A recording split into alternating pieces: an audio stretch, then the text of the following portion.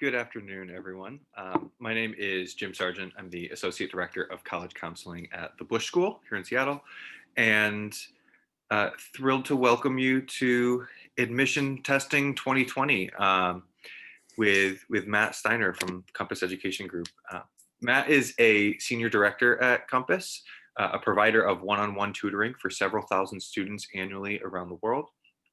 Prior to joining Compass, Matt obtained their MA from the University of Chicago and a BA from UC Santa Cruz. They have over a decade of experience in the field of test preparation, having worked as an instructor, consultant, and keynote speaker on the topic of admission testing. Annually, Matt and their colleagues speak at over 200 high schools and professional organizations every year. And we are truly thrilled to welcome back Matt Steiner. Take it away, Matt. Hello, thank you so much, Jim and Melissa and Tyler from StriveScan. So appreciate the opportunity to address all of you folks within the Seattle area independent school world. Before I jump into everything, Melissa, was there anything else that you wanted to add, or are we good to go? We're good to go. And hello, everyone. Great to have you here. Awesome. So friends, before we get started with the actual content of today's webinar, I just want to go through a couple quick tech features that you probably noticed in the opening slide. So first and foremost, this is going to be recorded, so there's no need for you to take a bunch of copious notes. The recording will be available via the StriveScan website, and you'll be notified as soon as that's ready. Simultaneously, the best way to get in touch with us during today's presentation is using the Q&A button in your toolbar. So as I'm moving through the content of today's presentation, feel free to pop things in there. The counselors will be reviewing the Q&A, and if it's a quick and easy thing that could be answered via text, they will.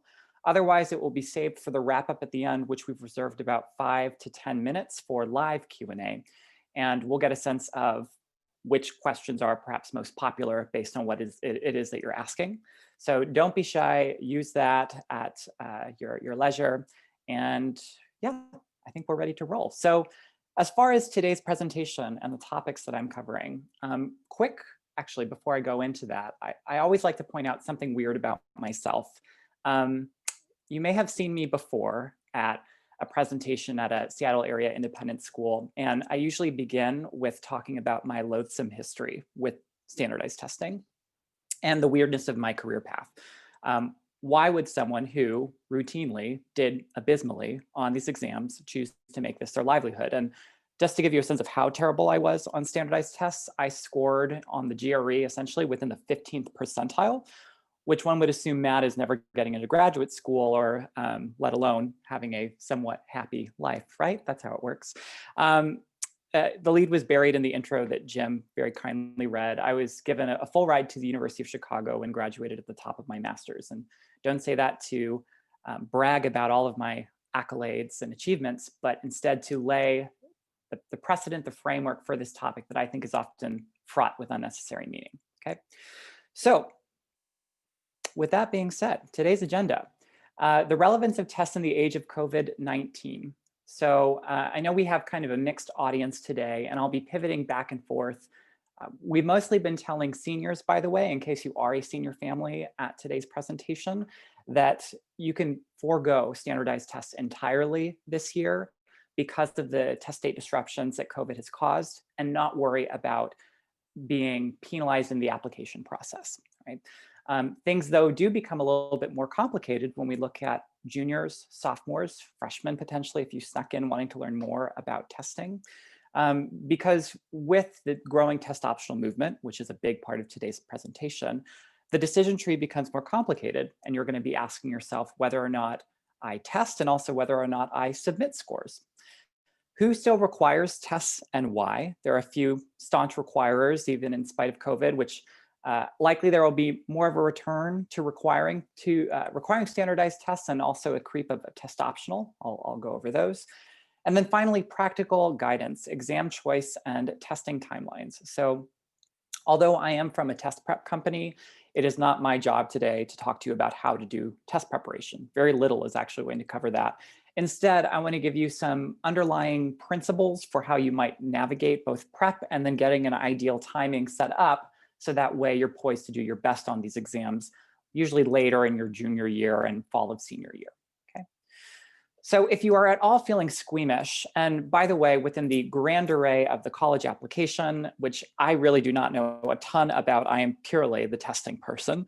But I would say that in part as a result of the pandemic, the outsized importance of testing has really diminished, and that there's a much greater visibility and a leaning in to the truly holistic aspects of the application, which we'll talk about. Things like the personal statement, the essays, supplemental stuff, interviews, extracurriculars, all that jazz. But anyway, even in spite of that, when we've had so much upheaval this year, I have a few highfalutin admissions folks who have said, basically, do not worry, in the age of the pandemic, you will not suffer as a college applicant. We know that there's so much muckiness around things like the transcript, as students have had to go virtual, or your extra and co-curricular activities have been postponed indefinitely, depending on where you are across the states. So we understand you, we are treating you with empathy, and you will be viewed as such. So keep that in mind, and I think if parents especially, you can be that conduit of calm. Your students will be in a peak position. I want to bring everyone up to speed, though, on very generally why these tests are used and why they are defended. You might be curious, why are there still some colleges that are hanging on to these exams? And this is part of the rationale. So I had mentioned holistic review earlier, and the annual survey that's done of college admissions officers across the country by the National Association for College Admission Counseling, or NACAC. They generally find that these are the top 3 features. So grades and rigor, what you do cumulatively day in and day out in school, should matter more than a few weekends of testing. Rigor has to do with strength of curriculum, reputation of your school, whether or not you had the opportunity to sit for honors or advanced placement classes, things like that. And I would say broadly construed, that will let you know these top 3 things, whether or not, especially you're applying to a, quote, highly selective college, whether or not you may have a broadly competitive application. But that's not to say that any of the features listed below here could be the critical feature. And the big COVID-19 caveat, as I had said, is that some of the hallmarks of the traditional application are in flux. Grades are going through a little bit of transformation and confusion, as we've had, letter grades go to pass, fail, and back. Test scores, with students having less opportunities to test, or maybe not testing at all. What does the application look like? So although grades, I think, are perhaps the most predictive feature of how a student is going to perform in college, they aren't without their own problems. And that's what this slide gets at. We look at the distribution of grades in 1997, and B's are most common. Jump ahead 20 years, and students applying to 4-year colleges on average are getting 4.0s, all right? A 4.0 is the most common GPA across the country. And this has everything to do with grade inflation, all right? And I think for those, quote, highly selectives, you'll hear selective bandied about all the time. That's just a word that means a college that is receiving an annual glut of talented applicants, and they just don't have enough spaces to house them all right? But you have, schools that are getting applications from tens of thousands of students, representing thousands of different high schools, maybe dozens of different countries, and they need some external validating criterion, ideally something quantitative, that can help decode the transcript, that can put students on an even keel in order to make meaningful comparisons. And that's why we get this lovely distribution of test scores annually. It's the consistency of these exams, that decoding feature, that makes them so useful. That if, for example, on the ACT, I scored a 20, and I could have gotten that 20 2 years ago or 3 years into the future, it has this ascendant value that's communicable over time and lets me know how I did in relationship to the rest of the testing population, in this case, the class of 2017, okay? So 2 hard truths about exams like this. And by the way, I could transpose the SAT distribution out of 1,600 points, and the shape would be almost identical, right? But 2 hard truths. One, not every student is meant to get a perfect score on these exams, number 1. And number 2, endless effort does not yield endless reward, okay? Which sounds kind of silly, because you would think if I sink in enough practice, or just like I would be training for a sport or rehearsing for a play or something like that, it would pay dividends on exam day. That's not how it works on these tests. Most students, based on their starting scores, have a relative benchmark of improvement that they can hope to reach. And then they hit a soft ceiling, they plateau, and they're not going to see significant gains after that. A reasonable amount of effort on these tests is going to give you the bulk of your improvement. And really, if you're working with an ethical test prep provider, if you're speaking with your counselors and your families or your parents, you should know kind of when it's time to gracefully walk away from the table. And generally, just to give you some approximations in my industry, oftentimes you'll hear that for the ACT, 3 to 4 composite points are to be expected with a rigorous bout of prep. The equivalent of that might be 75 to 100 points per section on the SAT out of 1,600 points. But my improvement really hinges on where that starting score is. All right, so maybe 3 or 4 points makes more sense if I'm at a 20 and going to a 23 or a 24. But as I go further up this distribution, I'm being compared to a more competitive part of the reference population where my margin of error winnows down to almost nothing, and I'm seeing steeper deductions for making fewer mistakes. I feel like I'm doing a lot of gesticulating today. I don't know where that is. Anyway, so actually, if I was already at like a 30, let's say, with a practice ACT result, I might expect more like 1 or 2 composite points of improvement because of where it is that I'm starting. So relative gains based on relative standing. Also, good scores are relative. So you now know what a common or less common score is, but what is a good one? Truly, test scores are a means to an end. And we have some annual data that the colleges provide us about their matriculating freshmen, students who are currently attending, and how they performed on these exams. And it's in also our website, our resource center, and also our guide to testing. The links were mentioned in that first title slide. But you'll see these last 2 columns, right? And generally, you want to fall somewhere within these ranges, but that's not to say that if you don't, you won't be admissible as a student. Not a single college, even the Ivies, the most selective liberal arts colleges across the country, do not have cut scores, all right? So generally though, and I guess I'll throw out Yale at the bottom here as a purple unicorn. So you can see that their mid 50th percentile range among annual test takers is like stratospheric. It's in the 95th plus percentile at the bottom. So in Yale's case, outstanding scores fail to stand out. Instead, a good score is just one that blends in, and it blends in based on this data. Another COVID-19 caveat is that because students have had less opportunities to test, they don't necessarily have the opportunity to super score this year, meaning that the colleges take the highest subscores across test sittings. And so averages are likely to depreciate a little bit next year.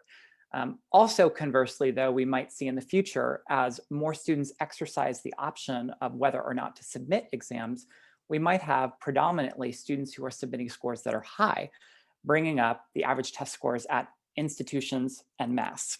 So we might get more inflated numbers. Only time will tell at this point. Understanding the test optional movement. So this is really exciting. And as someone who is a, quote, good student, bad test taker, I am thrilled about the surging nature of this movement right now. So initially, when I talk about test optional, which by definition means that your application is complete, regardless of whether or not you submit test scores, there will be this initial sense of reticence or pessimism expressed by a student or a parent wondering, well, Matt, if I don't send anything in, am I going to be dinged? Is this a way of simply implying that I'm a terrible test taker and they're going to, hold their nose and run away from me? And that is simply not the case. More than ever, again, colleges are saying, if you feel like the test score testifies to the greater whole, the story that you're trying to tell about yourself, right, that portfolio, then absolutely submit, right? If it's enhancing, if it's additive, if it likely falls within those goalposts, those ranges that we saw earlier, then it's a great idea to submit. If it doesn't, if it goes counter to the rest of the story that you're trying to tell, you feel like it's detracting from your application, then withhold your test scores. Right? And I'll give you actual language from the admissions officers that's saying this. It's not just me trying to paint a rosy picture. And I should also point for seniors There's no way at this point for a college that can tell the difference between a student who has electively decided not to submit test scores and a student who did not have the opportunity to test due to test site cancellations. So there is no game playing that can be done, no strategic analysis by universities. They trust you at face value. But the change has been very seismic. Just to give you a sense where we were last year in 2019, this was the testing landscape among about 416 colleges that we track at Compass. And you can see that the majority are requiring tests, right? And then about 34% are test optional. And then jump over to 2020 and test optional reigns supreme. Okay, and they have a few different flavors attached to that verbiage, which I think is confusing people a little bit right now, at least in this interim year. You have folks that are exercising one or multi-year trials versus those that are agreeing to go test optional indefinitely into the future. And then you have a couple of other standouts that are smaller. One, of course, those that are still saying we require the test, which I think they're on the wrong side of history. And then simultaneously, those that were known as test blind, the new term that's in vogue is test free, meaning that they do not consider test scores whatsoever. They often don't even on their applications have an opportunity for you to submit. There is no box, okay? So they're meaningless to them, not useful. Based on the barometer of selectivity of an institution, and also if you look at oftentimes their average test scores, you'll notice that those highly selective national universities and liberal arts colleges that historically relied on test scores are more squeamish this year, often don't even use the term test optional. Instead, they say something like, we are foregoing tests in the best interests of the class of 2021, or we are doing away with a temporary dispensation, a concession that we're making, but we're likely to return to requiring these exams. Whereas others that are saying, no, we are absolutely staying this way. It's likely that with this data from 1, 2, or 3 years of test optional, we'll be ready to make the big plunge. And these are some of the quotes from highly selectives. I have Northwestern, Rice, and Georgetown. You can see that the arguments made by Northwestern and Rice jive with what I was saying earlier, right? That high school grades and test scores, when combined, are more predictive of academic performance than if those factors were taken alone. So you see the combination of grades and standardized test scores has been shown to strengthen that prediction. Simultaneously, the idea of putting students on an even keel using test scores as a common yardstick, that's echoed in Rice's definition. Tests have long served to provide an external benchmark of college readiness that provides meaningful information. Of course, mentioning yet again, they are merely one factor within the holistic puzzle. Okay? And the story is mostly the same for, I looked at some selective state schools like Penn, Michigan, and the University of Wisconsin-Madison. And I highlighted in green a couple of pieces of language that I'm seeing peppered through everywhere that has kind of made me cross my eyes. Maybe it's driving you a little bit crazy too. You see this will not be disadvantaged in the application process if you do not submit, will not be disadvantaged. What does that mean? What if I have a really terrific shiny test score and I want to send it? Come on, that's got to be advantageous, right? And this is where that whole idea of submitting if it's additive and omitting if it's detracting from the application. The best analogy that I've come up with is, so I'm based in California. I'm in Los Angeles. I wish I could be in Seattle with you today. But in close proximity to where I live is UCLA. And in the UC application, you can include something like employment history. So kind of like test scores and reporting employment history, the decision whether or not to put in or withhold that information is value neutral. It's about the content of that information once it's submitted, once it's revealed, and it's a bell that cannot be unrung. It's going to be evaluated by the admissions office. So if, for example, and I'll put myself on the chopping block, I enjoyed working for a couple of months at American Eagle Outfitters as the women's denim specialist. I got some great pocket money, learned a ton about washes and rises. But that's probably not the most impressive thing that I want to put in employment history. It's not going to necessarily be a detriment to my application, but would be very different than, let's say, a student that shares they worked part or full time to help support their family, or participated in an internship that dovetails with what it is they're hoping to study, or maybe an aspirational career path. Okay, so I think that's a general way to think about how these exams are supposed to function. Okay. Here are some notable test-free institutions. You can see that they're mostly located on the West Coast, lots in California right now, some of the New York, the SUNY or the CUNY system, about 11 different campuses. I want to point out also that the UW in your area falls in this really interesting middle ground between test optional and test free, just because I'm sure that a lot of you may be applying there. In that the admissions committee doesn't ever see test scores. You're able to apply with or without them. But if you end up on the wait list, or if, for example, certain merit-based decisions can be made with test scores later down the line, or college placement into coursework based on a super high test score, that may be of utility and may benefit you. But the admissions officers will never make a decision about admission based on your test scores, okay? And then there's some other interesting, highly selective smaller schools that I want to point out, like Caltech and Reed, which have mostly noticed that among applicants, high test scores are so homogenous, they're a dime a dozen, that they didn't suggest anything new or interesting about those applicants. That instead they preferred more of that qualitative information on like that holistic review slide that I showed earlier, whether or not that student, I don't know, was in like a super cool STEM enrichment program, or did an interesting internship at like a chemistry lab, or has a letter of recommendation from a counselor that knew them extremely well and could testify to their abilities. So anyway, that's one of the reasons why some of these colleges have decided that they're going completely test-free. I imagine that there will be a slower creep of test-free institutions, definitely a continuing surge of test optional. And these are the holdouts that are still requiring the test this year, likely will require them in the future.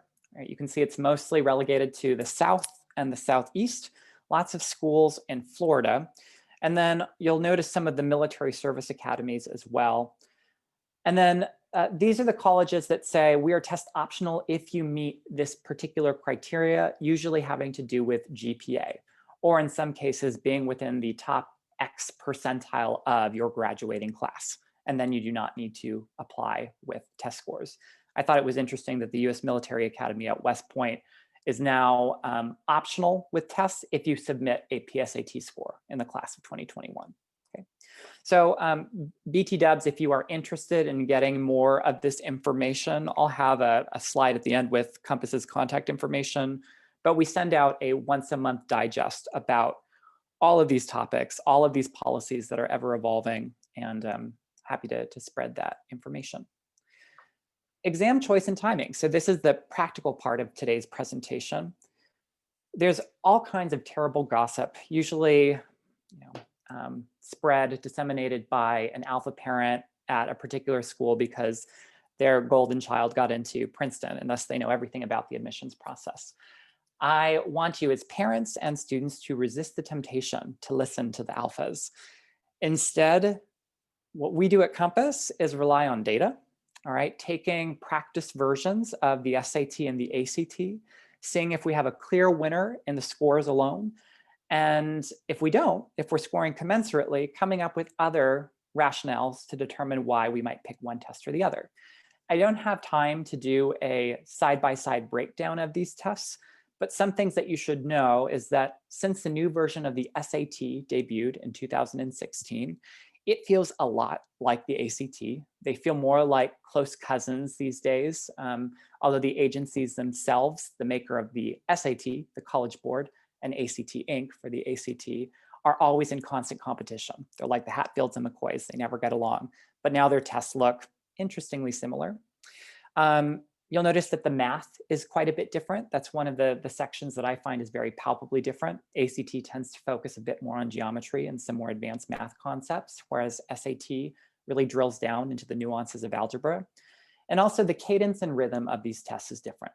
The SAT often gives you more seconds per passage at the expense of denser reading, whereas the ACT is often described as being more straightforward, but taken at a more rapid pace. Right? So those are just some things that as you take these practice tests, you may notice. Generally, what we recommend at Compass is students use this lovely tool, which was created by the test makers so that colleges could make apples to apples comparisons between SAT and ACT scores. There is no benefit to submitting both test scores or trying to do well on both exams. The exams are ubiquitously accepted. They're interchangeable, right? So if you are going to submit multiple test scores from both exams, all it's saying is that you have maybe a penchant for standardized tests and maybe spent too much time focusing on testing at the expense of other parts of your application. But what we might do is, I would say it's very common fall of junior year, where we'll have students that will sit for a practice ACT. There's any number of providers out there that offer this service. We do it at Compass every weekend. You can take a virtually proctored exam with a live person or with a video that's completely free. We send the test booklets to you, turn them around with their score reports in about 48 hours. So you'll have a student who maybe starts with a 22 on a practice ACT, and then a 1200 on a practice SAT. And by the way, you may have also heard about this thing called the PSAT, which is essentially just a practice version of the SAT. The PSAT that's administered sometimes as a PSAT 8-9 in 9th grade, a PSAT 10 in 10th grade, or what's known as the PSAT NMSQT in October of 11th grade. NMSQT means National Merit Scholarship Qualifying Tests. Just know that colleges never see the PSAT in any of its incarnations. It is strictly used for diagnostic purposes on your end. If you happen to score within the top 1% of the PSAT that you take in junior year, you may go through an additional application process to be a National Merit semifinalist, finalist, or scholar.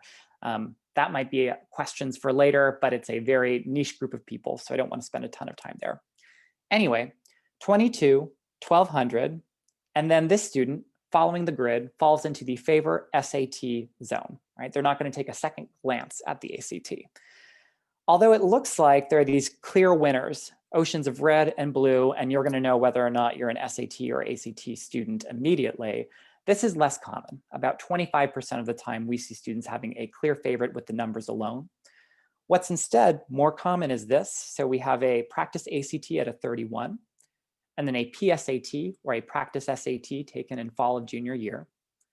And this student falls into the judgment call zone, meaning that their scores are about the same. They're commensurate. So they need to rely on tactical, subjective reasons for picking a winner. It can be as simple as, I know that I don't want to take the April ACT because that's when I'm planning to visit colleges. So the March SAT as a first fully prepped date makes plenty of sense for me. By the way, the #1 reason for students in LA not to take the April ACT is because of Coachella. I kid you not. But the parents usually endorse this as well and end up running out to the desert with their kids. So if you're scoring the same on these tests, I give you permission to do something like that. But normally, you'll also have decisions made on things like the math content, the rhythm of the exam, some of those subjective features that I mentioned earlier. Oftentimes, a student will simply say, I hated taking this test a little bit less than the other. And that's fine. A student who's making that decision is getting some more agency, some skin in the game. And if they are going to have to undergo some form of test preparation, they are likely going to want to feel like they've had some buy-in into the process. Okay? They're not going to have endless time, energy, and motivation to do this work in what is likely a very busy junior or senior year.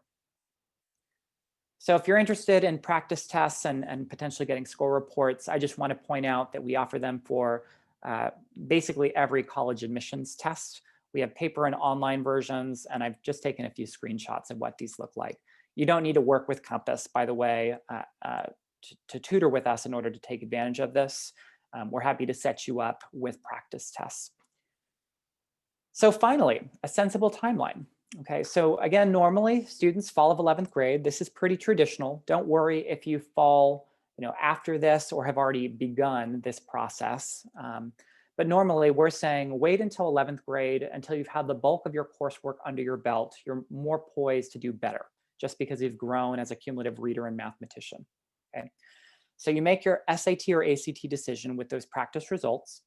And then normally students will sit for a, I would say, winter or spring test first. This slide should be amended. December is really not going to be a good time. I would say juniors and sophomores. Sophomores, really, there's no reason to test whatsoever. Absolutely not for freshmen. But even juniors, I would say, why run into the maelstrom that is COVID? Let's let the seniors who need last chance opportunities to test until December ends, and you'll have a bajillion opportunities to test in 2021 and later, right? So I would say March and April are probably going to be much more common for juniors class of 2022 next year. There's also these funny hour-long achievement tests that I won't spend time today going into. They're known as the SAT subject tests, also made by College Board. There's not a single school across the country that requires. However, there have been some STEM programs that say, hey, the science and mathy subject tests are kind of nice in determining whether or not a student is up to snuff in more advanced math and science concepts, but you can still apply and get in without those exams. Usually by the time you hit the summer, in between your junior and senior years, you have a first 1 or 2 official tests that you've prepped for, okay? By the way, preparation usually starts about 2 to 3 months prior to whatever your first targeted exam date is. That's my golden timeline, I guess, that golden window. For Compass, that usually means about 1 90-minute lesson with our instructors per week and 1 practice test per month, right? So about, I would say, 10 lessons, let's say, and 2 or 3 practice tests.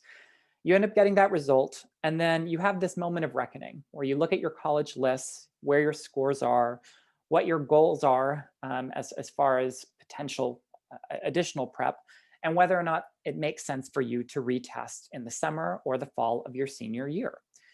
And again, even though there is this keeping up with the Jones desire and tendency, keeping up with the Joneses tendency to get testing out of the way, oftentimes just because you're starting sooner doesn't mean that you are going to be ending any sooner. Even the quote native test takers among us that do very well on these exams are often only happy with their results by the end of this process, fall of senior year, before early decision deadlines on November 1st, okay? So I just implore you not to run into this, especially in everything that 2020 has swung at us, that it makes a lot more sense for you to wait until later in your academic careers, spring of junior year, fall of senior year, best move, okay? In conclusion, and then we'll go to Q&A, I like to point this out to better contextualize, I think, myths about selectivity and whether or not students feel like they're going to be admissible, if they're worried about being accepted to colleges. So generally, although as a culture we hyperfixate on those that are most selective, that deny the majority of their applicants, the colleges that admit fewer than 25% of students only make up about 4% of colleges nationally. That on average, the admit rate is 70%, and that yield, when students are saying yes back to the dance after getting a letter of acceptance, is only happening 1 in 3 times. So you are doing a ton of rejecting of colleges, which makes them feel sad. It also really makes them want your attention. And I would say also one of the weird byproducts, if I could be a little bit candid about COVID, is likely there will be some economic pressures for more and more schools to have students that are willing to pay to attend. They're going to be more desirous of applicants and the tuition dollars that they bring in. So maybe we'll see a changing in how selective certain universities have been historically. Lo and behold, I'll still get kind of like a yammery mom or dad, one of those alpha parents that I alluded to earlier that will say, Matt, I appreciated this presentation. This was great. I make the same joke for Melissa and Jim. Sorry, you're going to hear it again. But we'll come up with a different name for this imaginary student. Usually I call her Mackenzie, but let's call her Matilda. All right. Great movie, by the way, and book. So dad will come up to me and he'll bring kind of nervous Matilda next to him and will say, Matt, that that was great, but Tilda and I, we are applying to Stanford. We will do whatever it takes. Money is no object. We need that perfect 36 on the ACT. And I'm obviously cringing because we are not taking this test. Poor sweet Tilda there, who is just wilting in the corner, doesn't have endless time, energy, and motivation for test prep. And even if she does somehow eke out that outstanding figure, that 36 or 1600 on the SAT, she applies to Stanford, and this was their data in 2017. With an admit rate of less than 5%, Stanford denied 70% of applicants with perfect test scores. So although Tilda was super stoked, very excited to share that information about herself, it really didn't paint anything new or interesting about her with regard to that very homogenous Stanford applicant pool that already had immaculate test scores and transcripts. And it was the humanizing elements of her application that would have testified to her interests, her desires, what she was going to be bringing to that freshman cohort that would have made her application sing, right? So never in all of my experience doing this work have I had a family come back and say, oh, Matt, if only we had done more test prep, would our lives be different? And lo and behold, if you are like me, a good student, bad test taker, the test optional movement is here. It is real. You should treat it very seriously. And you can maybe even get a job in the test prep industry like me with terrible test scores. So with that, I'm going to move it over to Q&A and welcome back our lovely moderators. So Jim and Melissa, were there any questions that came in? Thank you, Matt. So there were a couple questions that came in. We still have a couple minutes, so feel free to weigh in with other questions. But I think we'll start with the first one, which is a question about the PSAT, which I think you actually did cover a little bit, or at least we kind of started to scratch the surface of the PSAT. But the question is taking the PSAT needed to apply for scholarships? And as Matt mentioned, colleges will never see the result from the PSAT. And really the only scholarship that comes out of this one exam taken during junior year, so only as a junior, is a National Merit Scholarship. And if you are a semifinalist, which moves to a finalist, there are a very small number of schools that can award substantial scholarships. And then another set of schools that will give you about $2,000 for 1 year. And then lots and lots of schools that will give you nothing. So hope that answers that first question. I don't know if you have anything else to weigh in. No, I just, generally, as you said, there may have been a history of certain colleges wanting to attract more national merit semifinalists or finalists in the hopes of kind of bringing up the quality of the student at their school, and they would throw lots of money at them. This practice has mostly waned. It's gone away, and there's been very few students, as we've uncoupled test scores with merit, we've seen a decline in the national merit, what's the word, kind of shininess, like they don't care as much. And as you said, on average, it's about $2,000 worth of merit aid, which really isn't that great if you're trying to put a bunch of time, energy, and money into prepping for a PSAT. Great. And then there's another question from a student that was, can I take the ACT during the summer? And you can take the ACT during the summer. And this is a relatively new thing. And I'm sure, Matt, you have the dates memorized for all of these, but there is a July ACT, there is a June ACT, and there is a September ACT typically. Yep, that's exactly right. So those testing agencies have been playing leapfrog with each other. And as soon as one agency opened up a summer opportunity, the new version of the SAT with the August test, right, ACT was like, we want July. We want to be able to continue to compete with you. And I would say that summer is particularly great if you're trying to avoid competition with your schoolwork. There are lots of students who prefer, especially if they're, quote, softer test takers, to wait until June and prep fairly seriously for a July or August test, and then finish up strongly with another exam in the fall of their senior year. Right. I think any other questions? We have a couple more minutes, so if you have any. Okay. Here's a question. Can you please clarify if PSAT is different from the practice SAT? Also, and to thank you for all the great info. Thank you. Aw, thank you. That's a great question because I think people use these terms interchangeably, and I want to make it very clear if I didn't. So although PSAT sounds like it could be an acronym for practice SAT, when I say PSAT, I mean the exam that's utilized by the College Board, that it's part of the SAT suite of assessments that is offered either in the fall of junior year or the fall or spring of sophomore year at your school. Sometimes, depending on the school itself, this might follow up into Wesley's question as well that I'm noticing. Sometimes they aren't offered. The PSAT also is on an abbreviated scale, so it's out of 1520 instead of 1600. It is slightly less sophisticated in its questioning because it's normed for a younger test-taking population. And it also has 15 minutes less of multiple choice, whereas the practice SAT, which any number of providers across the country will offer a practice version of these tests. Even the College Board produces like a book that has retired versions of their SATs. These are supposed to resemble the full kind of 3+ hour experience.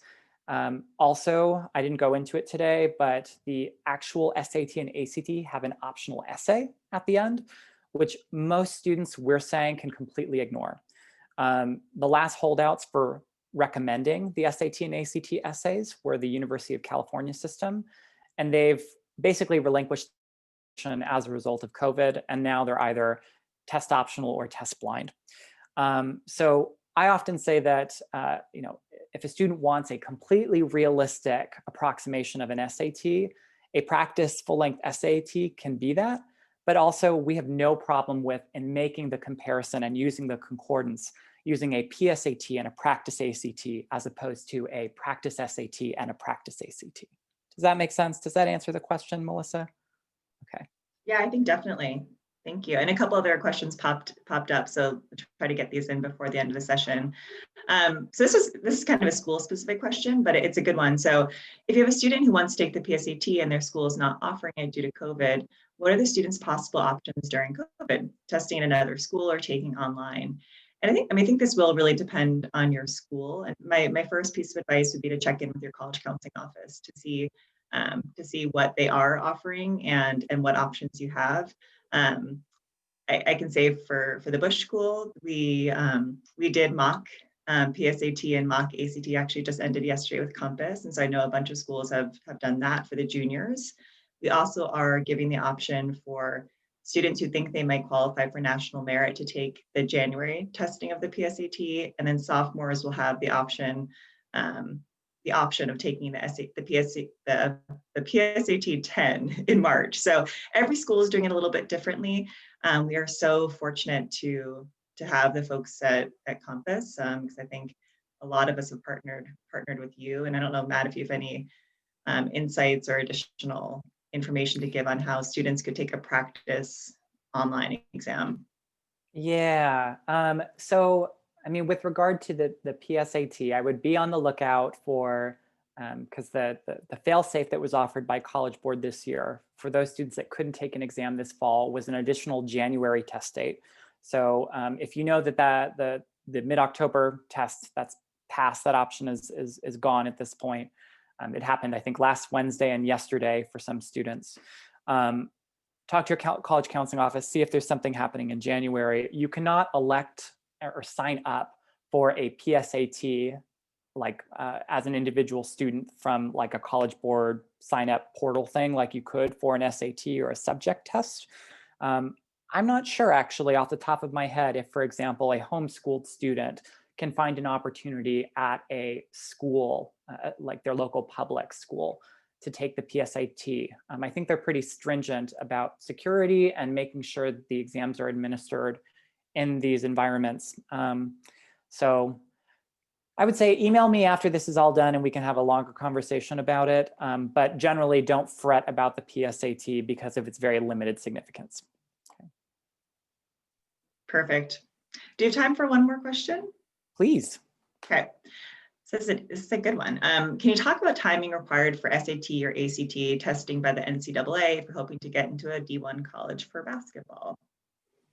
Yeah, that's a really great question. So I was very pleased, though it took a while. If you happen to be a senior right now, the NCAA agreed that recruited athletes would not need to have test scores in order to qualify for scholarships related to their recruitment. And even before that, actually, the Ivy League had stood up and said none of their recruited athletes would be required to have test scores this year specifically for the class of 2021. In a normal year, you'll often find that depending on the type of sport that you're applying to, the competitive nature of that school, you might get information from coaches. And in fact, usually I start with you asking coach, like, what should I do? Normally those students are told to complete their exams sooner, usually late fall of junior year, sometimes winter, just to make sure that they have some kind of a result that will make them more admissible. But other than that, you'll still have I would say a recruited athlete who maybe gets a score earlier, but still decides to take a final assessment later in their junior or senior years just to have a test score that they know is going to be fully baked. So yeah, I would say you might be prepping a little bit sooner than the average student, but definitely reach out, especially if you know you're applying to a D1 college and you might already be scouted by the coach there. Reach out, find out what the timeline is from that college. Yeah, I think that's great. That's great advice. And also, as always, check in with your college counseling office, but a little bit earlier testing typically does happen in those situations. Yeah. Last question, and oh, it just disappeared. I think I saw it. Oh, answering it offline. But yeah, so a junior asked, do you think that colleges will still be, the majority of colleges will still be test optional when they are applying next year? I do. I think test optional is, it's the future, man. I think it's going to make us all realize that. I think there are lots of colleges that were really nervous about not having this, this figure in their application process that they've historically leaned into and relied on. But the application process is, I'm not a counselor either, so Melissa and Jim, you can probably step in here too. But I think that testing will continue to just be one part of the application puzzle. I think it will be relied on less as a shortcut in an inappropriate way on whether or not to make the decision to admit or deny a student. And it's going to give students more opportunity and agency to present themselves in the best light possible. So that way you don't have a good student, bad test taker who's skittish about applying, even though they've done tremendously in school or have had other really great things to show, and really feel like this is the one albatross that's hanging around them that they are worried about. So although I think you'll see some highly selective colleges go back to requiring the SAT and ACT, I think this year especially, we're going to see, as a result of fairly successful admissions decisions being made, the sticking around of test optional and test free policies. And I think it's also important for people to realize that the shift to test optional was already accelerating before COVID. Yes. And so it's not just those test interruptions and cancellations that cause colleges to adopt these policies. It's also the racial and socioeconomic bias that's baked into these tests, and the fact that they just aren't really that predictive of college success. And so that trend I do expect to continue, independent of what happens with remote schooling and with COVID-19. That trend's not going anywhere. I agree. And as a final note, I'll just say what we're traditionally saying at Compass is, because you might end up applying, even if you are thinking early on, like, you know what, I want to forego testing entirely. You might not necessarily want to foreclose the opportunity to apply to a college that requires the test, but really They just need a test score. They don't need an amazing one.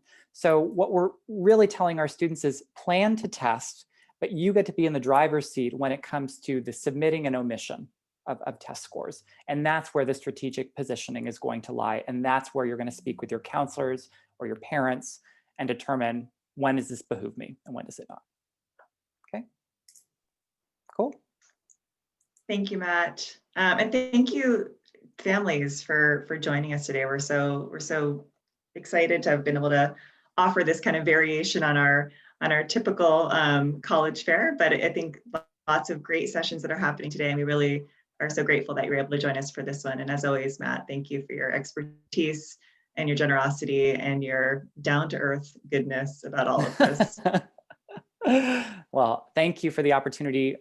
Parents, thanks for joining us. Our contact information is here, and be on the lookout for the recording. Thanks so much. Thanks, everyone.